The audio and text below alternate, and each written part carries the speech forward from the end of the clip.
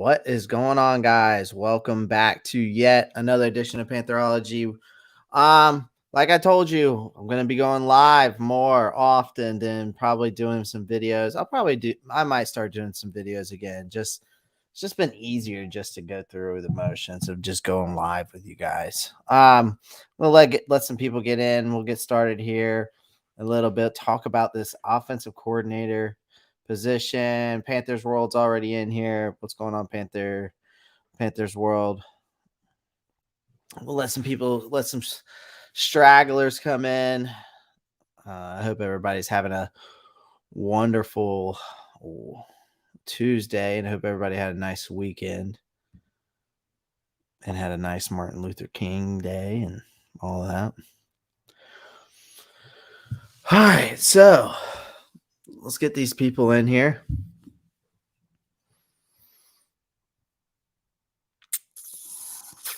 ICP, what's going on, man? Appreciate you coming. Make sure y'all pound that like button as y'all are coming in. Also, you can get in the comment section to talk amongst yourself while we wait. Got about 5 minutes.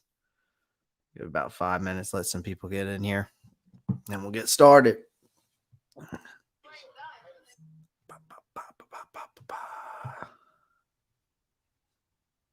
What is this? Jesus.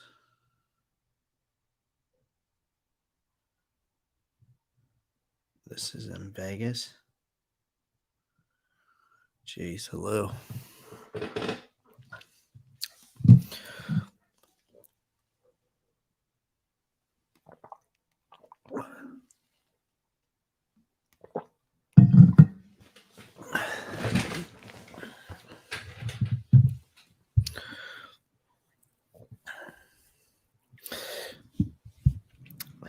Any of y'all that are in here right now watch any of the playoffs this weekend? Let me know what y'all thought. I thought the Bills game I couldn't believe the Bills beat the Patriots that bad. I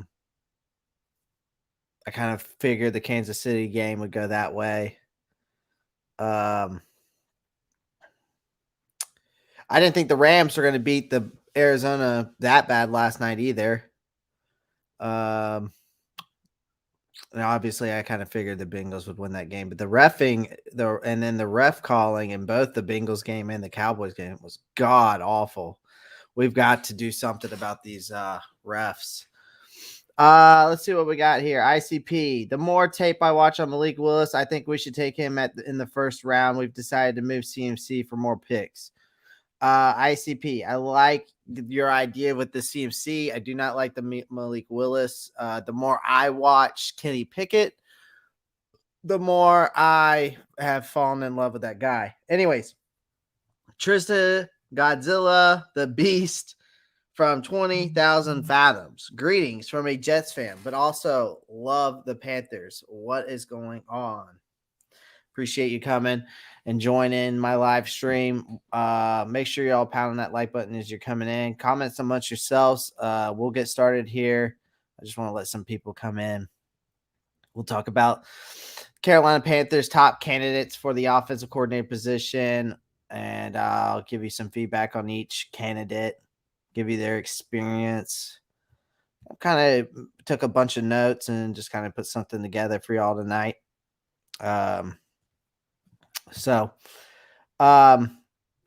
Yeah.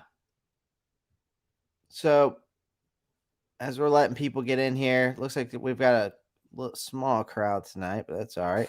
Well, we got 8 people watching right now. We got 9 people watching now, so that's good. That's good as we're going here. All right, so next, got 9 people in. Make sure you pound that like button for me.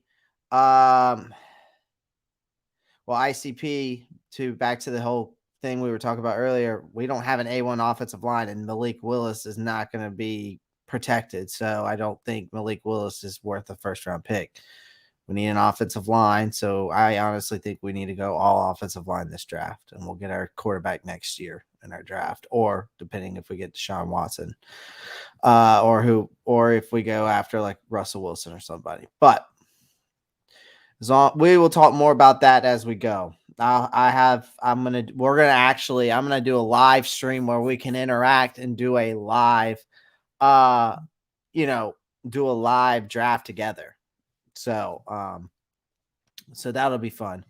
All right. So as we all know, according to reports, unfortunately, Matt Rhule is going to be returning as the head coach of the Carolina Panthers. Now he must find that, I guess you could call him a superstar, whatever you want to call, top tier offensive coordinator. Now, the following list that I've made here for the Panthers candidates who have been publicly associated for our position. In other words, this is not my complete hypothesis, but it's more of an examination of the men who I think whom they've been speaking of. One characteristic that has surfaced in these applicants thus far, I think, that they all have extensive NFL and or head coaching experience. Another common thread is that many of them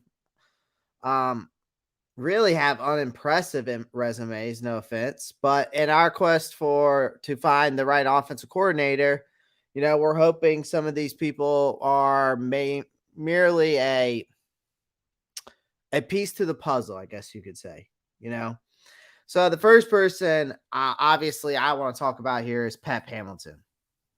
And, Pep Hamilton is the brains behind Andrew Luck, for example, Justin Herbert in his rookie season, David Mills this year. So in a way, Hamilton has coached Luck in both college and the NFL. He has Herbert's quarterback. He was Herbert's quarterback's coach during his spectacular rookie season back in 2020. So he has also done an amazing job as quarterback's coach for the Houston Texans this season. I think under a difficult scenario, in my opinion, he was instrumental in guiding, I think, that youngster David Mills to a respectable season despite the odds. Experience as a head coach includes, his time with the DC Defenders back in the XFL in 2020. Now, he did lead the DC Defenders to a 3-2 record in a short-lived 2020 XFL season as a head coach and general manager. He has also held the position of associated head coach with the Cleveland Browns back in 2016, and then the Michigan Wolverines back in 2017, 2018. Now, I think Pep Hamilton's potential in terms of experience is that this is hardly the strongest head coaching resume probably out of anybody on this list. Hamilton has a total of 24 years of coaching experience, including 13 years in the NFL. But it's unknown if he has profited from superstar quarterbacks who have fallen into his lap, or whether he has had a role in shaping players like Luck, and Herbert into who they are, or were.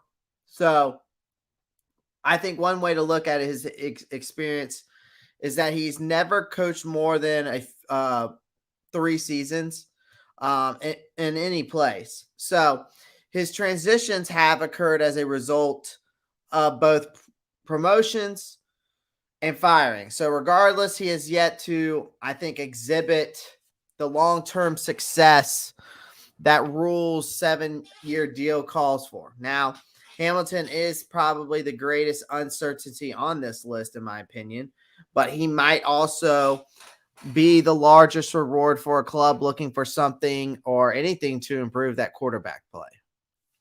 So, I mean, go ahead and comment, and I'd like to hear your thoughts about Pep Hamilton.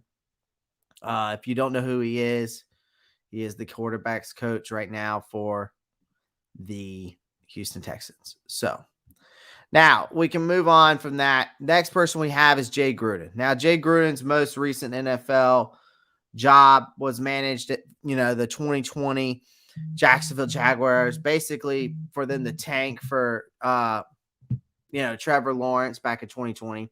So he's one of the more experienced contenders on this list, I think, having served as an offensive coordinator for the Arena Football League. The Nashville Cats, I think they were. It was called. He was there in like 1997, but he progressed through a series of somewhat successful clubs before awarded his first NFL head coaching job back in 2014. Gruden has a history of success at a particular level. I think, he did. I mean, having won the Arena Bowl back in 98 and 2000, but the most serious criticism leveled at him is that his 5-year time with the Washington football team was unimpressive on the field. After an 0-5 start to the 2019 season, he was dismissed with a 39-45 record. His time with the football organization was I think the most famous of the sequence of his controversies that that rocked the owner Dan Snyder, and eventually led to his terrible. Well, led to the dismissal of Gruden's brother, at the Las Vegas Raiders, so who was not involved with the team at the time. Now, I think Gruden has some potential, like many of the contenders, I think, on this list. It's fortunate in that he is not being assessed as a head coaching prospect. If you take the 2020 Jaguars as a purposeful aberration, his track record as an offensive coordinator is significantly more positive. So the most promising aspect of his resume for the Panthers management has to be his time with the Bengals from 2011 to 2013, when he made 3 straight postseason bursts with Andy Dalton at the helm. So, that's just my opinion about Jay Gruden. Now we move on to the next guy I want to talk about here is Mr. Bill O'Brien. Now, to the dismay of Panthers supporters, I know, yes, Bill O'Brien has been linked to the team's opening as the offensive coordinator position. I mean, O'Brien is presently the offensive coordinator and quarterbacks coach at the University of Alabama, as we know, is most known for his failure as the head coach of the Houston Texans. And in New England, he worked his way up as an offensive assistant, quarterbacks coach, and then eventually offensive coordinator for Bill Belichick. He has head coaching experience. He was at Penn State back in 2012 through 2014, then with the Houston Texans from 2014 to 2020. This is where the adventure begins. O'Brien used a strong run at Penn State to launch a successful career into Houston. He led a powerful defense, and he had a well-coached offense to his surprise, and an unparalleled degree of success for the Texans at the time. After acquiring Deshaun Watson back in 2013, the squad had a couple of seasons of being a dangerous team that was often held down by injuries, in my opinion. After assuming control of personal choices following the 2018 season, he proceeded to execute a series of perplexing moves, in my opinion, and outlandish transactions that resulted in an exodus of players with little return. So the potential for Bill O'Brien is that he has the possibility to lead the most consistently effective offense, probably anyone on this list. I'm going to be honest. Keep him out of personnel and trade decisions, though.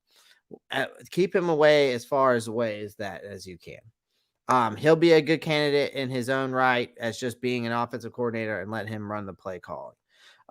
O'Brien isn't on his now. However, O'Brien isn't on this list just because of his resume. It's because his closeness to allegedly having a great friendship with Deshaun Watson. So that's probably why he's the strongest recommendation to the Carolina Panthers. That's less because the team is necessarily likely to obtain Watson in a hypothetical trade, and more because David Tepper has been publicly drooling over the prospect of landing that quarterback despite the unresolved sexual assault claims against him. So, we'll see what happens with Mr. Deshaun Watson as this time goes by. Now, another person, Kevin O'Connell.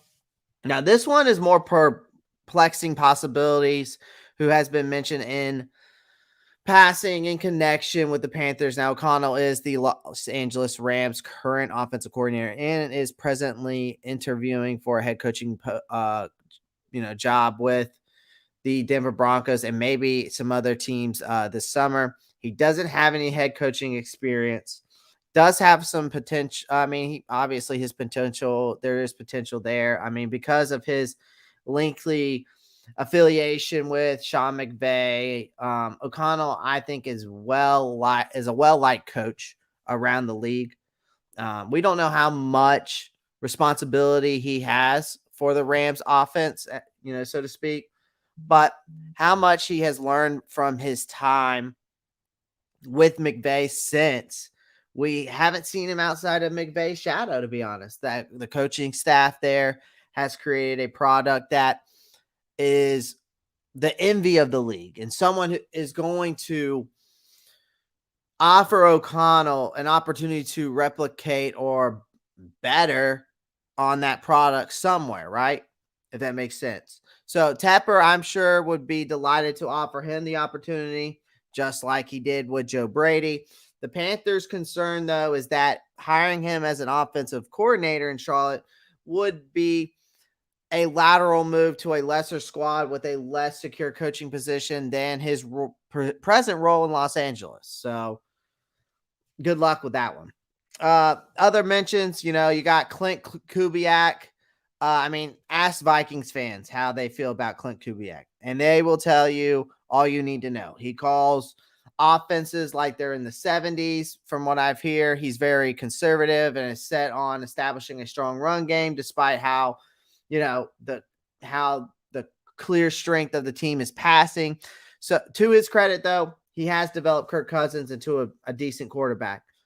Then you got Mike Groh. His offense reminds me a lot of Joe Brady's. Very vanilla, nothing down the field, gets away from the run after reaching the Super Bowl in 2017.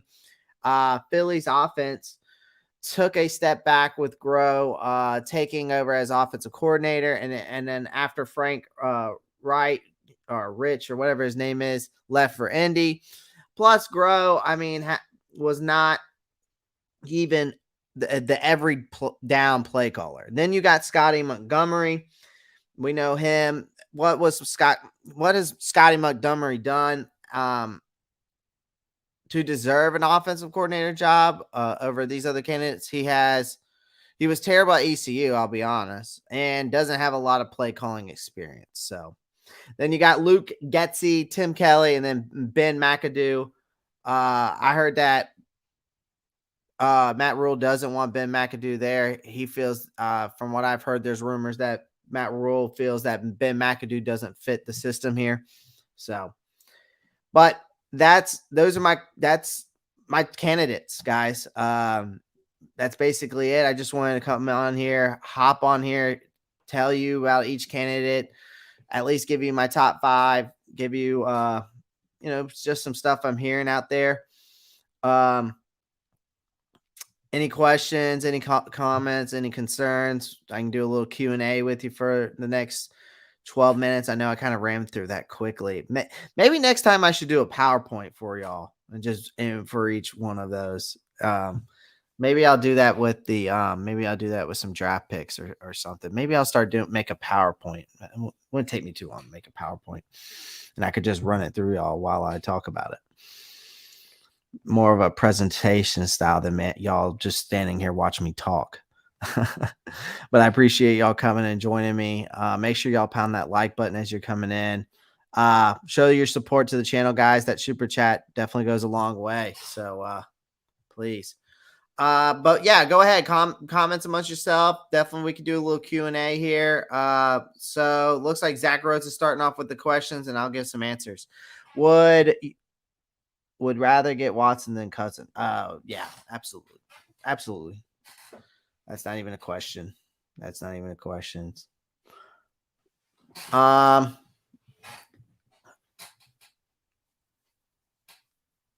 to hear y'all's thoughts on the offensive coordinators, especially the ones that I mentioned. Let me know your thoughts.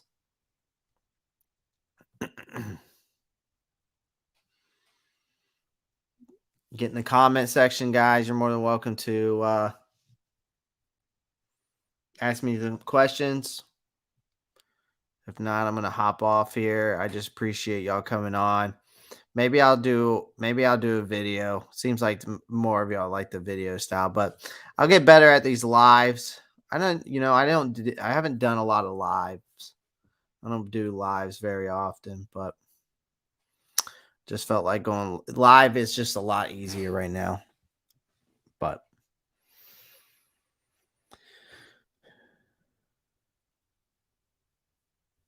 well, guys, I appreciate y'all coming on. Since nobody is gonna join in on this Q&A, which I could throw up there, do a little Q&A. Hold on one second. Do I have a little Q&A banner? I should throw up a little Q&A banner. Let's see here. All right. There we go. Let's just do this. I'll throw this up. All right. Q&A. All right. Black Mamba 24 starts this off. What do you think we should do in free agency? It all depends on our cap. It all depends on our cap. And I also kind of think it depends on how we do what we go after in this draft. I think we need to be targeting all offensive linemen. Obviously, that's the biggest thing here. We can draft a quarterback. You can draft whoever you want. You can get Deshaun Watson. You can have him, but if you don't have an offensive line protecting him, it's not going to matter. Which offensive lineman would you think we should target? Are you asking me? So here's a better question for you, Zach Rhodes. Do you want to know the top free agent offensive lineman we should target, or do you want to know the top 5 or top 10 offensive linemen in the draft? Because there's a guy I'm going to put his name in the comment section. If with the cap how it is, I honestly think we should go all offensive line in a draft. I've got to learn how to spell this guy's name or pronounce it because I cannot spell it. There it is. Zach Rhodes, this guy out of North Carolina State is one of my favorite guys, actually, offensive lineman. His name is Akeem Ekwonu. Now the free agent.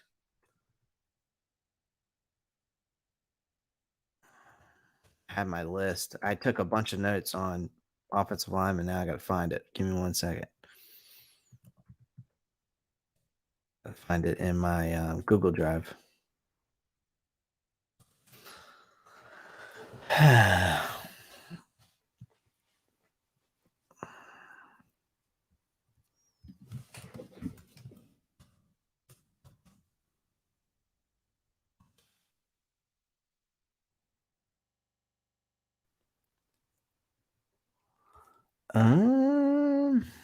Hold on 1 second here.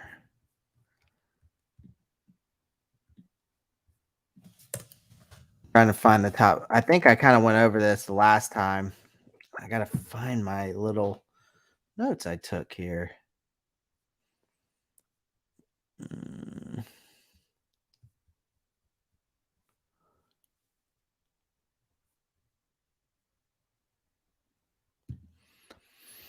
All right, so my top 5, really, my top 5 offensive linemen I think we should target. And this is draft. This is free agent. This is all of them. Tender Linderbaum, I think, is a guy that we should definitely go after. With Matt Paradis out of contract, Pat Affline is a form erratic. Upgrading the center position is something the Carolina Panthers, I think, should probably consider this offseason. If they decide to do this, I think the draft would be good. Then Tyler Lindbaum is that prospect. Those in power should probably evaluate him very, very closely. The next guy I think would be a good prospect. Actually, is a free agent. He's on the San Francisco 49ers. Is Laken Tomlinson. I think he would improve. I mean, he'd be improving consistency across the interior.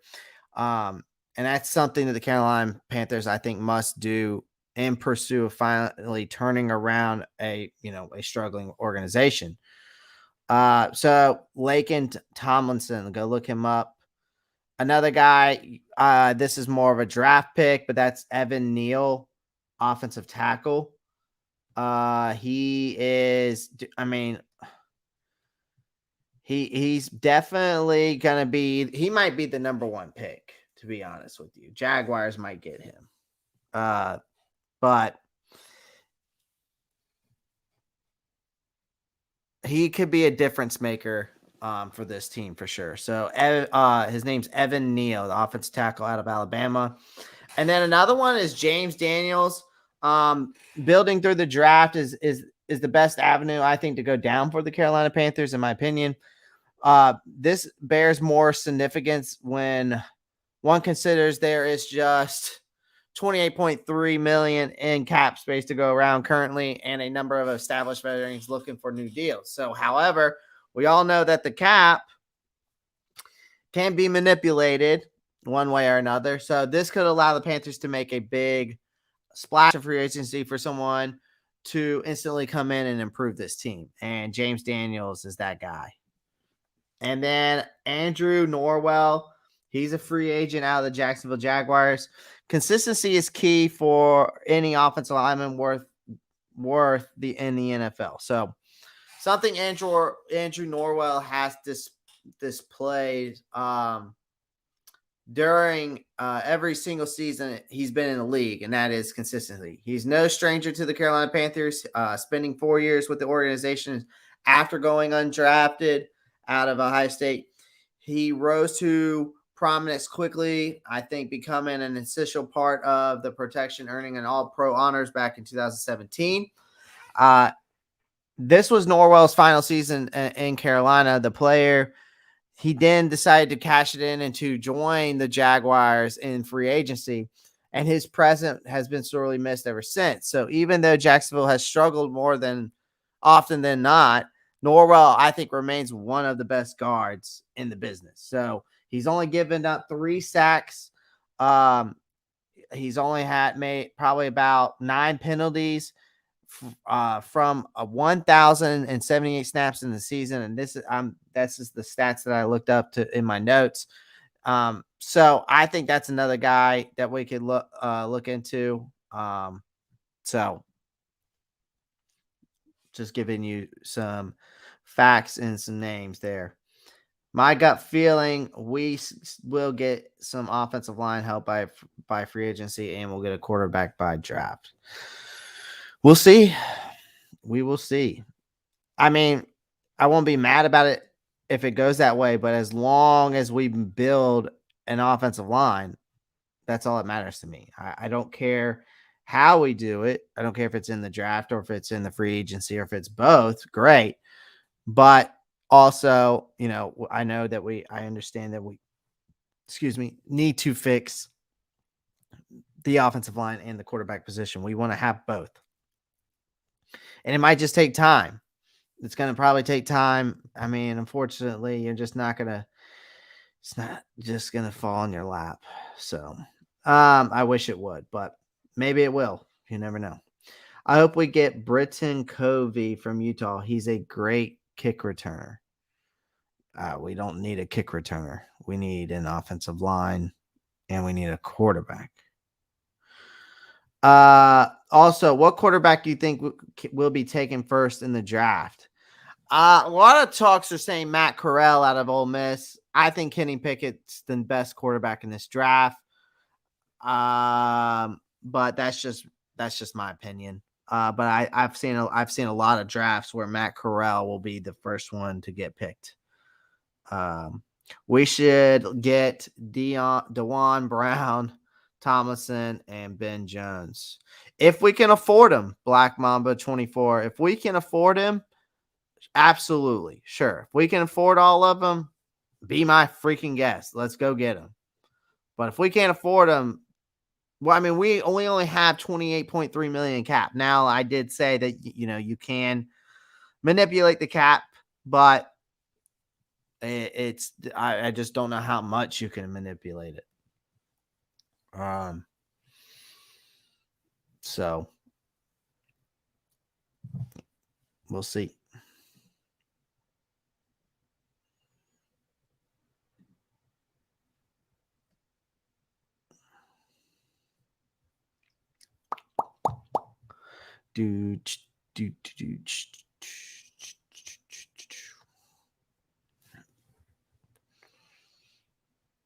All right. Any more questions? Keep the questions coming, guys. I'll stay on as long as you want, or I'll stay on it as long as y'all want. If you want me to keep giving y'all some answers. Armstead would be really good, but I'm pretty sure Armstead's going to want to get paid. And I just don't think we can afford him.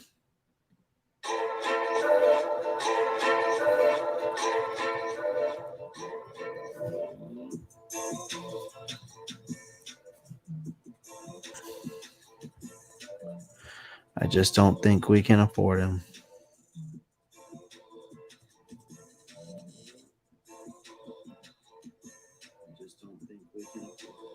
Do you think we will trade down in the draft? I think so. I mean, Scott Fitter is known for that. Scott Fitter is known to do that.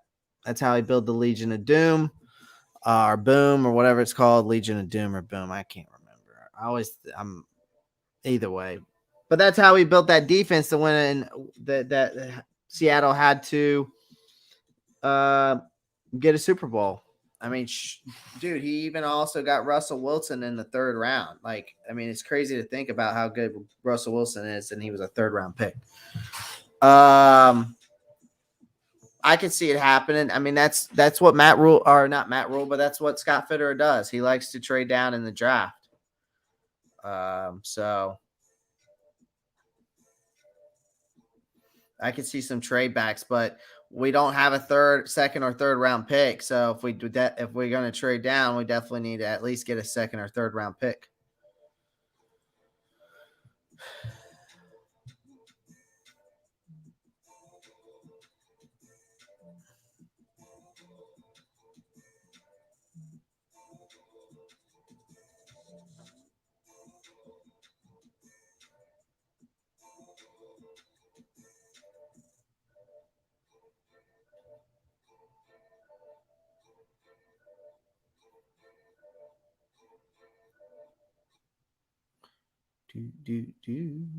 Trying to play some instrumentals for y'all. A little music.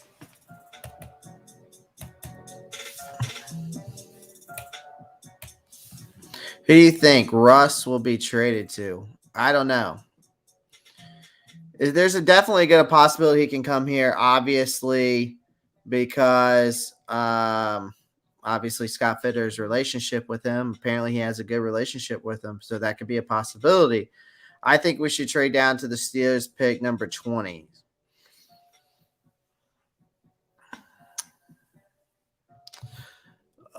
Let's see who's a possibility to get at 20.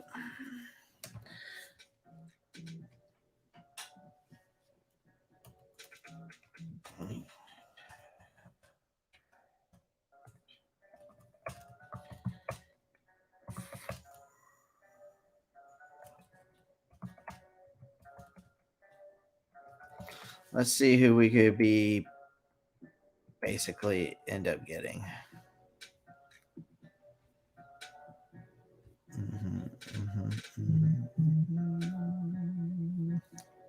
If we went to 20,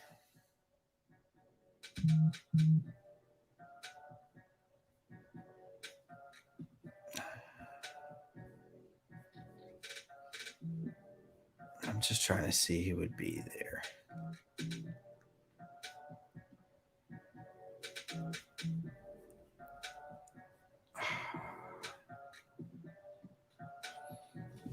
Let's see.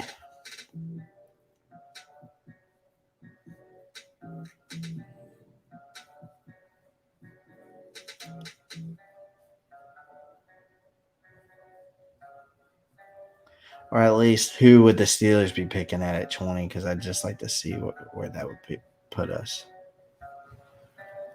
I mean, they're trying to get They're probably going to get a quarterback. But by 20, Charles Cross would still be available at offensive tackle. So that's good. Who else would be available at offensive tackle at that position?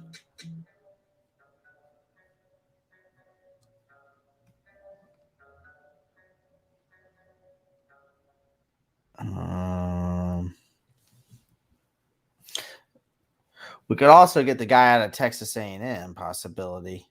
I can't remember his name.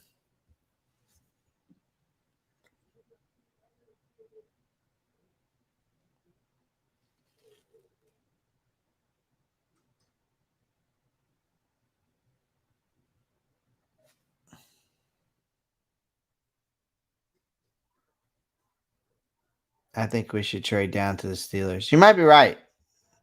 But I just wanted to see who would be available at 20. I mean, Kenyon Green would still be available at 20, so that'd be another good pick. That's the guy out of, or the Nicholas Petty-Fier, the offensive tackle out of Ohio State, be another good pick. So there still be some guys available at 20 if we did go down there. Our best bet would probably be Charles Cross, though. Well, guys, I appreciate y'all coming on and joining me. I am going to log off. I think I'm going to do a video next time. But it's nice to come on here and do some lives just a little bit here and there. Come on for about 30 minutes, give you my takes and stuff like that. But anyways, I appreciate y'all coming and joining me. Definitely going to get back at it here consistently and get this off season rolling. My next video, I'll do some, I'll probably go live again and we could do a mock draft. So that'll be fun. We could do a mock draft for the Carolina Panthers in 2022. And then we could see what trades we possibly could do if we wanted to do some trade down, stuff like that. I'm definitely going to do some videos. Definitely going to get some videos out, though. Get some content out to y'all. Guys, I appreciate y'all coming on tonight. I hope everybody has a wonderful night. Stay safe. And as always, before I leave you, keep pounding.